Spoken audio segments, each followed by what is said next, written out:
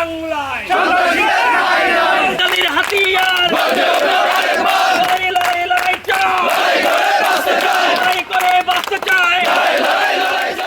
বিগত ঘটে যাওয়া কল্পনা চাকমাকে কেন্দ্র করে আমাদের দেশের শান্তিপ্রিয় সেনাবাহিনীকে নিয়ে জড়িয়ে কুরুচিপূর্ণ বক্তব্য এবং বাংলাদেশের ঢাকা থেকে শুরু করে চট্টগ্রামে তারা সেনাবাহিনীর নামে সারা বাংলাদেশে অপপ্রচার চালিয়ে যাচ্ছে।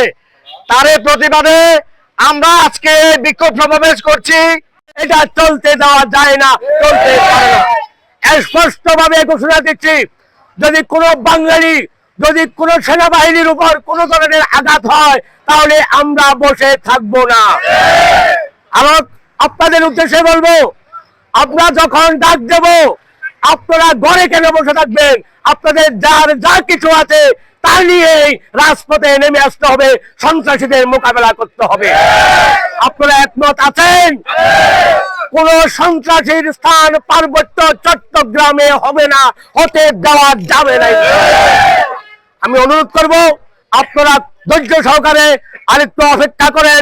এখানে যদি কোনো সন্ত্রাসী বাহিনী কোনো কিছু করার থাকে তাহলে তাদেরকে আমরা বিতাড়িত করতে হবে। আপনারা বুঝে নিতে হবে, আপনার অধিকার আপনাকেই ছিনিয়ে নিতে হবে। আপনার অধিকার কেউ দিবে না। আর আপনার অধিকার পাইতে হলে রাজপথে নেমে আসতে হবে এবং সন্ত্রাসীদেরকে আপনারা মোকাবেলা করতে হবে, তাদেরকে এই দেশ থেকে বিতাড়িত করতে হবে।